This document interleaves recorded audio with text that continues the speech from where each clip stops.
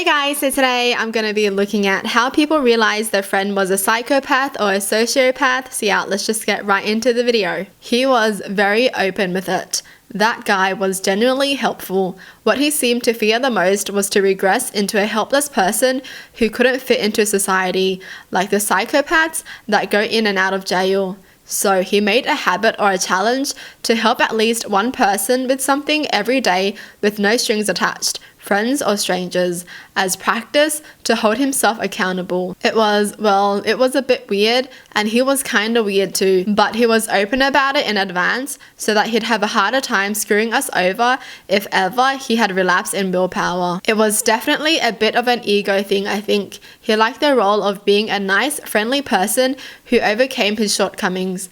I hope he really did. I know his motivation was a bit unusual, but I've never met someone as helpful as that guy. He wasn't afraid of anything. He'd do dangerous stuff like remove wasp nests from his neighbor's porch as casually as he'd help an old lady carry her groceries to her car. Cool dude with some crazy stories. That's actually so interesting to read. And also sad because it's the fact that their brain is wired that way, right? Like they can't feel, I guess, emotions or like sympathy that normal people would feel. So the fact that he's just trying his best to be normal and to just help someone because he didn't want to regress into a helpless person, like that's just kind of sad to read. He could not comprehend the difference between harmless pranks and cruelty, which manifested in high school. Got so far that he broke into a friend's home, stole her TV, then got angry that her family called the police over a prank. Trying to talk to him about the difference between pranks and crime was met with a blank stare, almost confusion, followed by vicious mocking. I didn't see him much after that, then completely cut ties with him. What the heck? He tries to steal a TV and he's like, it's just a joke. You can't take a joke. I can't unplug your TV and then bring your TV into my home and then plug it in and use that as my own as a joke. Wow, so they really think doing something bad is just a harmless prank. What the heck? When I walked into the hallway in our shared house and saw him playing the electric piano, he had a photo of the girl he'd been dating in front of him and was badly playing mournful sounding music. Bad breakup, I said, and he explained to me in careful detail how she had accused him of being a feelingless monster because he was unmoved by some minor tragedy. He proceeded to tell me she was right. He didn't care and couldn't make himself. He didn't take joy in the other person's suffering. He just wasn't moved. So the piano and photo were an attempt to fit in with the rest of us. See, if I'm doing this, I'm acting like a person with feelings and people will like me better. I was like, weird flex, but okay. And he evidently decided that meant I was cool with his lack of feelings. And he'd come to me every week or so with some situation coming up in his life and ask me how I thought a person with feelings would react. Whoa. So he just can't feel emotion? Wait, so if someone's a psychopath, was it because of the environmental factors around them that made them become who they are and shaped who they were as a person? Is that why? Like things must have happened to someone for their brain to like change like that, right? Like no one is born a psychopath, right? Honestly, I don't even know. I'm literally asking you guys questions. Jeez, okay. He eventually got pretty good at this. He called it putting on the human mask.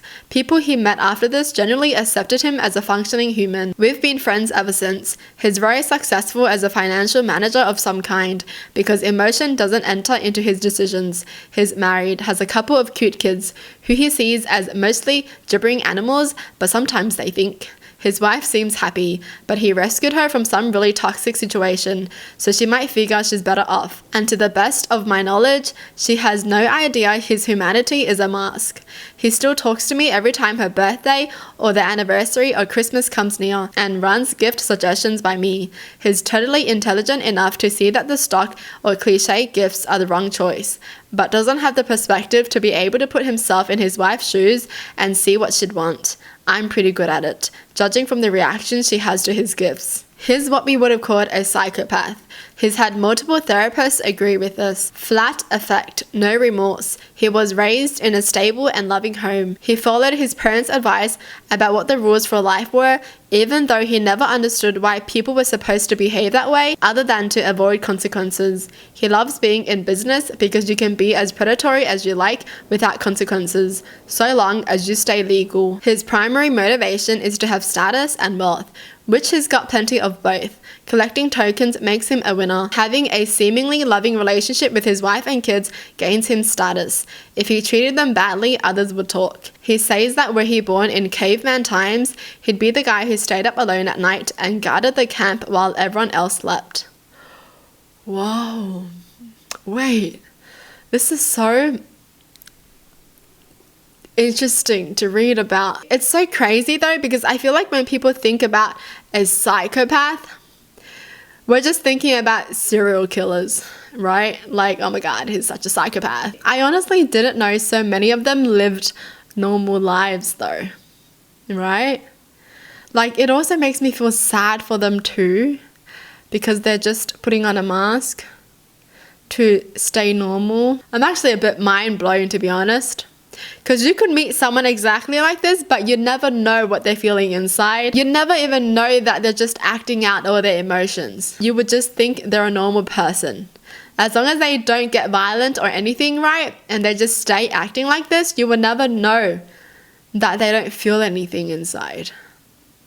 That's crazy. She let me read a written complaint from someone who claimed to have been bullied by her. It was very detailed, too detailed to be made up, but she denied all of it and played innocent. She showed it to me to gain my support against accusations. A few months later, she started bullying me with the exact same methods described in the complaint. Wow. There were lots of red flags. He was definitely closeted bi, which is fine, but his behavior wasn't. The main red flag is that he had a slew of ruined relationships in his wake. He was a college theatre professor and had a pattern of behavior in which he would identify young men in the department who were emotionally vulnerable, often who'd had recent girl trouble or had no current male role model father figure.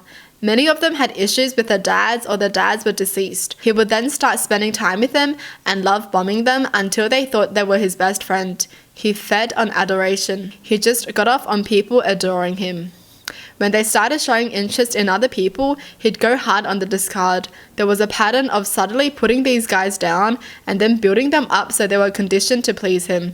If he got bored, he threw them aside. He was incapable of self-reflection. If he knew he'd upset you, he'd apologize, but it was always empty. He could not reflect on his actions and actually accept accountability for wrongdoing. He was a budding alcoholic and would attend lectures and rehearsals drunk, then laugh about it later like it was some kind of inside joke. He was a liar. The man was pushing 40, trying to convince these college-aged men he was in his late 20s so they'd hang out with him. He didn't care about your boundaries. At his house, he'd regularly expose himself as a joke and acted confused when I didn't find it funny.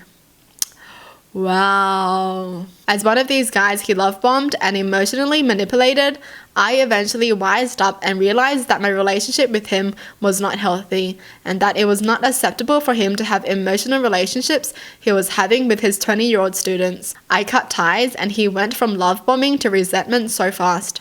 Later on, my wife and I were visiting some friends who were also friends with him. They'd known him longer than we ever did and let him stay in their guest room for months when he lost his living arrangements during COVID. They eventually kicked him out and cut ties too. Then they told us they had recently run into a former high school classmate of his who said, "I'm so glad you got away from him. There is something wrong with him. He's dangerous." Wow, this guy sounds like he thinks the world revolves around him. Jeez, this man does sound pretty dangerous though. And the fact that he was 40 and hanging around 20-year-olds, that's freaking weird. Not just hanging around them, but literally wanting them to adore him. What the heck is that?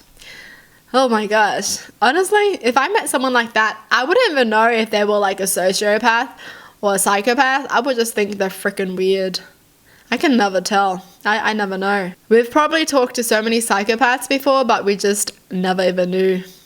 They just know how to mask it so well. We were in high school. I finally called her out for manipulating and bullying people into becoming her friend, including me, after she had told the whole school I was pregnant. I wasn't, and this was a small, very religious school. It took a good amount of effort to dissolve those rumors. In retaliation, she accused my mother of slapping her when she came to our house to apologize.